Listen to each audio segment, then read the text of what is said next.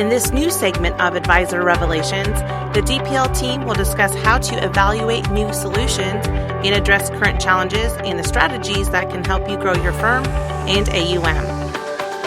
Hello and welcome to the Advisor Revelations podcast. I'm Jackson Bradley, a Regional Vice President here at DPL Financial, and today we're going to discuss how advisors, like the ones that myself and our guests today work with, kind of digest the idea of lifetime income, some of the nuances that come with it, specifically talking about, the difference between annuitization and lifetime income, some of the tax treatments, and a few other topics that we'll dive into. And so with that, I'll introduce our guest today, who is a consultant at DPL. Been here for about 6 months now, a little less. Yeah, right around 6. Yeah. This is Matt Robinson. Matt, thanks for joining us today. Yeah, absolutely. Thanks for having me here. Excited to talk about the topic today. Perfect. So before we start the discussion today, I want to remind everyone to please subscribe to the podcast on your favorite streaming app for updates. And if anything that we talk about today interests you, be sure to connect with your DPL consultant at our website, www.dplfp.com. Cool. So let's get into it, Matt. So our listeners have a little bit better understanding of your background and where you've been in your career thus far. Could you just share a little bit more about yourself and what you do on a day-to-day? Yeah, certainly. I got my start in the insurance industry about 10 years ago, kind of going business to business, selling insurance, worked my way up, got licensed with Merrill Lynch, worked there for a little bit. And then when I really got into the annuity side of the business was when I went to LPL Financial. Worked on the consulting team for insurance and annuities. So talked about, hundreds of products pretty much at that point. And then a few years ago, got into the RIA space where I was able to talk more on the advisory annuities and continue consulting. And, 6 months or so ago, joined DPL to kind of expand and continue that kind of consulting role. So I've talked about every annuity product that's probably out there, and really enjoyed working on the DPL side of things as well. So like I said, happy to kind of have this conversation because like I told you earlier, I think it was today, I literally just had this conversation this morning. So very applicable. Yeah, it definitely comes up a lot. So with that, let's go ahead and get into it. I know I mentioned we're going to talk about the ins and outs of lifetime income, and I think to start, let's go into one of the more common misconceptions that we hear from advisors, especially the ones that don't do a lot of annuities, and that's the difference between annuitization and lifetime withdrawals. So Matt, could you just shed a little bit of light on both of the forms of income and how they differ? Yeah, certainly. So we'll start with annuitization because that was in basically the foundation of when annuities were created. They were built to be that kind of lifetime income when you got to a certain point.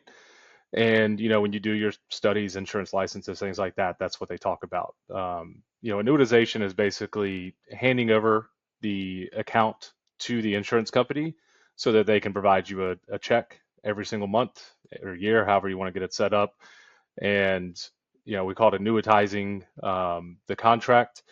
And that really just hands over your control of the funds, but you get that guaranteed payout. There's certain options that you can choose from, whether it's single life, joint, spouse, how much they get, and some other benefits that are kind of tacked on, which of course affects the income payout. But in the end, that's going to be the most basic form of utilizing an annuity. I think when I was kind of digging around today, maybe about 5 to 10% of contracts that are out there in the world today are ever annuitized. Some of those are maybe forced annuitization in some manner, or we look at the annuities that are basically annuitized right away for income. That's really what you're looking at for the annuitization of a contract. But yeah, very few and far between that we see those. Absolutely. I totally agree with the sentiment about how little contracts are actually annuitized these days. And so when you position annuitization up against what we now commonly see as lifetime withdrawals, how do you, can you just give us a basic rundown of how the lifetime withdrawals work in comparison? Yeah, certainly. So what you're going to see a lot of nowadays, especially in the last 10 to 15 years in the annuity space, are going to be what we call income riders or lifetime withdrawal benefits. And you can kind of hear the difference of how that's set up in the name with the withdrawal being in the name for the income rider. And so basically what you're going to see with the income benefits nowadays are you're going to take withdrawals out of the contract but the account value, your actual dollars in the annuity contract itself, are going to stay invested, whether it's a variable annuity and they're invested in sub-account funds, or an indexed annuity where they're tracking an index. Those allocations are going to stay managed by the advisor. And if for whatever reason, somewhere down the road, there's an event where the client wants to access their money besides the income rider, they do have that option. And then, of course, another big benefit of that is if it carries on for a while, they still have an account value and they pass, the beneficiaries have an account value that they can reach out and take a lump sum on, or if it's spousal, they can do maybe continuation. But you have a real dollar amount that is maintained inside the contract while you're also getting a lifetime income that's guaranteed for life. So the big difference, of course, is the control that you maintain over the assets and how they kind of pay out, as well as you'll continue investing as well. So big benefit on that front for the lifetime withdrawal benefit. Awesome. Thanks for that. And so going off of the lifetime withdrawals that you just covered, I think an important topic to cover in this space now, especially in a high interest rate environment, is an income base in the traditional way of, a VA with an income base that rolls up for X amount of years. Then you take income off of an income base versus deferral credits, which we see more commonly in like FIAs and RILAs these days, which are, especially popular because of the high rate environment that we're in. So could you help advisors understand kind of the difference between that classic income based on a VA versus the deferral credits that we're seeing now that are very popular? Yeah, absolutely. So traditionally, when the income riders became a very popular vehicle to utilize for guaranteed income, you were going to have these step up benefits, whether it's 5, 6, 7%, usually about the amount. So you're going to have a hypothetical value that we generally call the benefit base. And so no matter how your contract's account value, what you were actually invested in, performs, you're going to get at least that 5 or 6% increase every year. And for most of these contracts, they were set up to take income at age 65. So you'll have a percentage that you can take off of that benefit base. And that was your guaranteed income rider. And they worked great for a very long time. We have been in a bull market, but we were also in a lower interest rate environment. So these benefits were, for all intents and purposes, especially on the variable annuities, built to pay out like 5% for single life at 65. Maybe your contract performed better, maybe the step up performed better, but those were the two kind of pressures that were going onto the guaranteed income. And most of them have a cap at 10 years of roll up, a lot of different things and levers that the insurance companies can pull to customize these income riders. But that is traditionally what we've seen in the industry up until, I would say, probably the last 5 or 7 years, with a few exceptions. Of course, there's been some other ones out there. And so that is your typical guaranteed lifetime withdrawal benefit rider on, especially variable annuities that were really popular, especially in the mid 2010s. And so how that differs from what a lot of what we see now, and a lot of what we've had, and the industry's had a lot of success in this higher interest rate environments, are the contracts that are going to bypass that guaranteed step up. So that benefit base is basically eliminated. So you still have your account value, everything that you're investing in, and that's going to be one of the drivers of performance and income. And then you're going to have an income percentage payout that you're going to have a deferral credit for, basically. So how that looks in comparison to the old step up benefits is you're going to start off with the withdrawal percentage, maybe around 4.5%, 5% if you're maybe in your 50s. So already kind of starting where some of the better payouts are for the other products. And each year that you do not take income, your income percentage continues to grow, as well as your account value, hopefully, whether it's through an index annuity, a RILA, variable annuity with your sub accounts, is continuing to grow. So you get performance on your actual account value, which is your actual money, which is also good, and you get a higher percentage payout. So maybe at 65 instead of 5% for life, you're getting 7, 7.5, even higher depending on how long you've had the product. So that income percentage number is just so much stronger, but you do kind of forfeit that guarantee on the step up. So there is a kind of a push and pull between the two. Absolutely. And so going kind of back to that income-based discussion, we know that we've commonly seen that income base with VAs, having underwater income benefits where the income base is much, much higher than the account value. I know you and I both have seen a lot of success in replacing those old VAs with high income bases, especially now. And so could you shed a little light on why that's kind of been the case as of late? And additionally, why advisors shouldn't be closed off to exploring other options just because of that high income base. Yeah, certainly. So kind of like I mentioned, this is especially true for the variable annuity sector, which like going back to the mid 2010s, because these are the ones that are coming out of surrender, starting to be utilized for the benefits that the client's paying for generally. The benefits were decent, decent step ups or decent withdrawal percentages, and during that time, we've also had a very good run in the market. So even some of those benefits that have heavy investment restrictions, and with some of the fees that get at the 3.5, 4%, they've still performed well enough to be within maybe 25% of that hypothetical benefit base number that the income is coming off of. So account value is still in a position where we can analyze it in the higher interest rate environment for an exchange to try to improve that income for the clients. So kind of go back to the same example. If I have a contract that's maybe a $200,000 benefit base and I'm getting 5% at 65, yeah, I can get $10,000 of guaranteed income. And maybe I've been doing that for a few years. Products perform well. Now I'm 70 and we get a chance to look at it. Well, at 70, we might be able to get the client 8% on their withdrawal rate just based on the account value. So even if the value is only 150,000, so we're 50,000, 25% in the hole, we're getting them $12,000 of annual income. So yes, they're in the hole, but we're still improving their income by 20% when they're what we call underwater on that benefit. And that's really a product of the interest rate environment when they purchased it, the market performance since then, and then our current interest rate environment as well. So I always tell my advisors, even if you are happy with the way things are performed, there might be a way that we can increase that payout. All we really need to do is just take a look at it. Some of them, of course, are going to be perfectly fine the way that they are, but there's a good chance. Another success that we've seen is, hey, maybe you had a single benefit and we're able to add the spouse in and keep the income the same or give you a little bit of a bump. And just having that peace of mind by making a joint income is also a benefit that we've seen. So very strong solutions out there to at least take a look at, whether you're happy with it or not. And again, if it's in the right position, we're going to tell you that as well. Absolutely.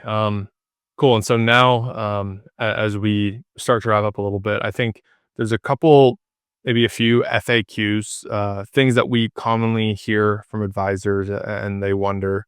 So the first topic I'd like to just have you briefly brush over is, well, what is the tax treatment of those lifetime income withdrawals? So that kind of goes back to how the contract's set up. Obviously, for anything that's on the qualified side, it's going to be treated when it's fully dispersed, just like any other qualified account. It's really when you get to the non-qualified annuities, especially ones that have been maybe possessed for a while and they kind of keep rolling over exchange from annuity to annuity. We're obviously carrying over some cost basis with that. So for your non-qualified annuities, they're going to come out LIFO, so gains first, whenever you start taking income. So what that might look like if you have a $100,000 cost basis, $200,000 annuity that you're taking these lifetime withdrawal benefits, because again, withdrawal being the key word there, you're basically just taking a portion out of the contract until we're going to get down to potentially $0. And that's where this kind of changes. So beginning income is going to be any gains will be the first, and it'll be taxed at ordinary income. Once you get to your cost basis and start taking the withdrawals out of basically that part of the money, some of that money is going to come out tax free. Could still have some gains in there, but most of that will be tax free income at that point in time. And then once the account depletes, goes to $0, everything that the insurance company is paying you out is basically gains because there's no value left in the contract, and those are going to resort back to ordinary income. And this, of course, is one way when you look at annuitization versus these lifetime withdrawal benefits, that's going to differ a little bit because when you annuitize a contract, you can get an exclusion ratio to mix in some of those gains. But at the same time, you're handing over that control. You will have basically no more gains to a degree within those. And that's kind of how that differs when you look at a annuitized contract or like an immediate annuity compared to guaranteed lifetime income. Perfect. And I think just one other thing to brush over that advisors come up on a lot. It's not truly lifetime income, but when you have a client inherit a non-qualified annuity, I think we've seen that same exclusion ratio used. So on a non-qualified stretch, as we call it, could you just talk a little bit about the tax treatment there? Yeah, so non-qualified stretch, for those who may not know, is a tool for whenever basically a non-spouse or one of those special beneficiaries inherits a non-qualified annuity contract. They're going to have a few options to take out the money. If you don't do a non-qualified stretch, this feature that we're talking about here, there's a 5-year rule to take out the money from the contract. Of course, a lump sum is always on the table, but like I said, if you're carrying over high gains with maybe a low cost basis annuity, like I said, maybe it's 100,000. In this example, they've had it for a few decades. The gains are up to like 300. So obviously, you don't want the $200,000 tax hit. So you can spread it out over 5 years, take lump sums however you want. The money just has to be out in 5. Well, if you go with the non-qualified stretch option, then what that's doing is it's taking the beneficiary's life expectancy and we're dividing the payments up based on the IRS tables over their lifetime. And so they can spread out that taxable income to them by utilizing this payout. So the money stays invested inside of a non-qualified annuity. Whether they want it to be an index, if they want protection, to a variable just for max growth.